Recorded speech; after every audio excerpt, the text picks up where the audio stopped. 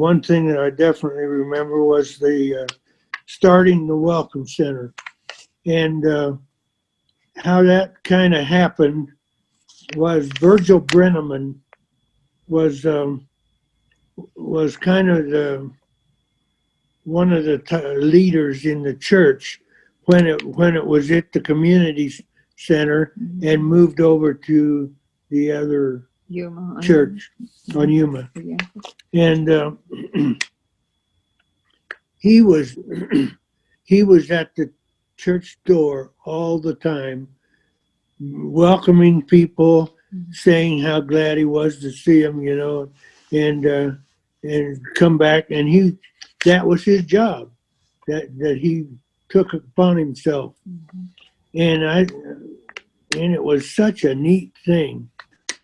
I remember winter church retreats when we'd go over to West Cliff, one of the Young Life retreat centers, and families, the whole church would go for a weekend. It was really fun.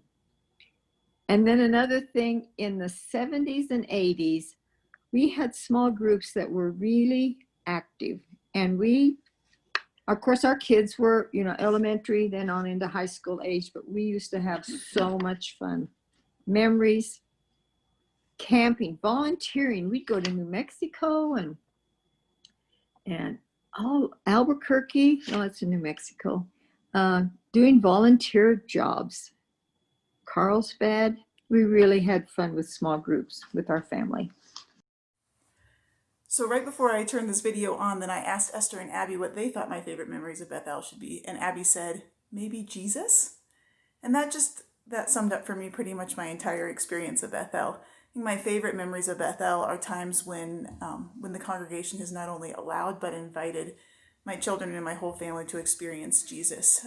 The first and biggest ones that I can remember are Paula Mensa Wood. When she was still here, then she would excitedly invite the kids to help set up for Family Promise, as well as to set up for the once a year sale that we have in November of the fair trade goods. And that's continued on with Beth and with Juanita, that they just invite my kids into the life of the church and into the opportunity to experience Christ and share his love with others. Hannah, and the opportunity for the kids to experience getting to know families who are immigrants and loving their children, and realizing that kids are kids no matter whether they're immigrants, no matter whether they happen to not have a home to go home to right now, no matter whether they live in another part of the world and their parents are trying to make these fair trade goods to support them. Kids are just kids, and we love them because God made them just like he made us. And I think that holistic experience that we've had at Beth-El is definitely one of my favorite and best memories, and summed up by Abby's first thought of Beth-El, is that she sees Jesus there. Hello, friends.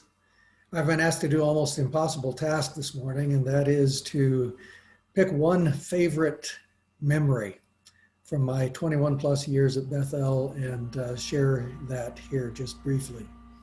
There's so many wonderful memories of good relationships, small groups, baptisms up at camp by the stream and in the pond, and Christmas programs, dinner theaters, music, so many wonderful folks and so many wonderful experiences. But I'm going to pick just one to share as really a favorite to me that exemplifies a lot of what Beth-El is. And that is packing the school kits for Mennonite Central Committee. I have one vivid picture in my mind, and that is coming out of the office and coming up the hall toward the lobby where there's this buzz of activity taking place, intergenerational, with people of all ages there participating, and seeing one of the most senior founding members of the congregation standing there holding the bag while an elementary student was putting the things into the bag.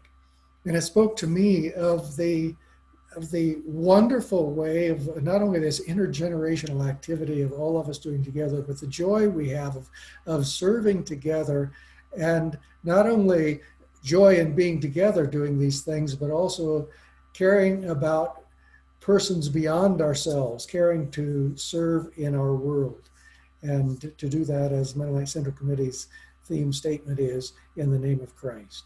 I cherish that picture in my mind and that memory. Blessings to each of you.